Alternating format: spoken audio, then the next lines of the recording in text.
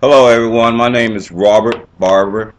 I'm the president of the Atlanta Step Up Society. My wife and I formed this organization almost 18 and a half years ago. And I'm here today to tell the world about the disease of addiction. The disease of addiction is in the first step of recovery. I'm not here as a advocate or I'm not assigned from Alcoholics Anonymous or Narcotics Anonymous to represent their program in any way, form, or fashion. I just want to pass on the disease of addiction that I have gathered over the last 20 years of my clean time. And it came from different sources. It came from Alcoholics Anonymous. It came from Narcotics Anonymous. It came from attending a lot of 12-step meetings. It also came from other spiritual growth. When one person is set free, there's a unlimited amount of information and knowledge and wisdom and power that can come to you as a result of being free. And I must say I have also studied and read numerous books from other authors, Deepak Chopra, Wayne Dyer, Greg Barber, Esther and Jerry Higgs, the Hay House, Louise Hay. I attended seminars, and I just want to pass on this information of the disease of addiction to normal people. I'm coming from a layman's point of view. I'm sending this out to the world. I would like for every grandmother, every aunt, every uncle, every mother who has a son or a daughter or a brother or a sister that's addicted to drugs to understand what's going on with that person from a layman's point of view. I know for a fact that globally, it's probably not one family that is not afflicted by this disease. There's someone in every family on the globe of the earth who has a loved one that's addicted to drugs. So in order for me to um, allow people to see this and understand it, I'm going to break it down on a kindergarten level. This is strictly a kindergarten level. It's not scientific.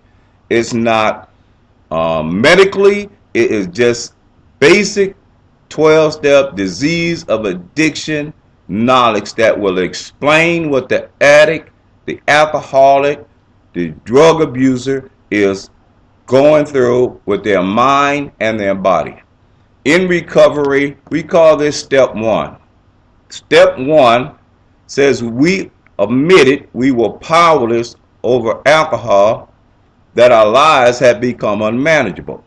So basically, it's in two parts: powerless and unmanageable.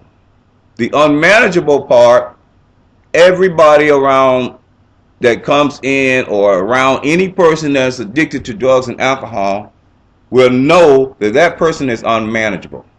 What I want to talk about today is powerless. Why are we powerless? Why we cannot stop using once we start.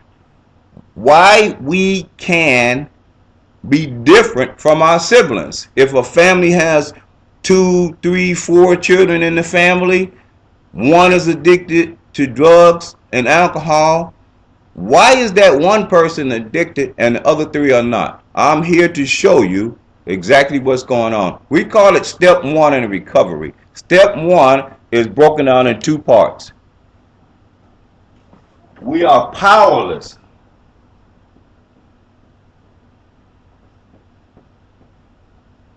This is step one. Powerless. I don't know if you can see it, but this is step one. We admitted that we are powerless over drugs and alcohol. And it's broken down in 2 parts. It's physical and mental. The physical part is what I want to talk about first.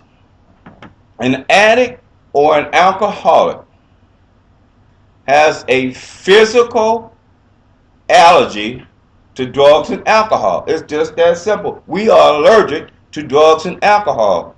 Every time, and I used for years, I was a chronically homeless person with a college education and a military officer. Once I started using drugs, my body craved for more of it, where my siblings didn't. So physically, I have an allergy towards alcohol and drugs, and I'm going to explain this a little better in detail. An allergy is an abnormal reaction to alcohol and drugs. It's an abnormal reaction. If one person was allergic to strawberries, and they go to a party or an outlet or to an event and they have strawberries and they have the fountain with the chocolate coming down, that person might think that, maybe I can do some or eat some strawberries today. And they go ahead and they dip the strawberry in the chocolate and they eat the strawberry. All of a sudden, a few minutes later, I don't know the time interval, they might break out with a rash, sore throat, upset stomach, diarrhea, or etc. because they are allergic to alcohol and drugs. They are allergic to strawberries.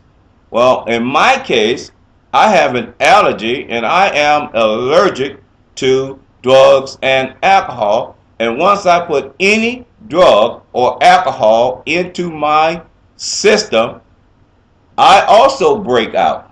But what we break out with is called a phenomenon of craving. I break out with a craving that's going to be beyond my mental control. Now I will show you how this works. There's a formula that's out, and it's called, I call it the lifetime formula for a drug and alcohol. It's a simple formula, and it goes like this. One hit equals one craving. So if I'm out and I want to drink and I want a drug, if I take a hit, I'm going to immediately crave for another hit. Or if I take a drink, physically, I'm going to crave for another one. So one hit equals one craving.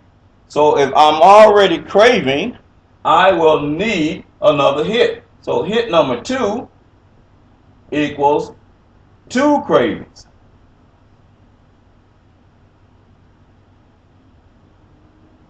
Hit number 2, since I'm craving twice, I want another hit. That'll be number 3. So if I take my third hit or my third drink, I'm craving 3 times. And it goes on down the line. Let's say by my 6th hit or 6th drink, I am craving 6 times more than I was from that first hit.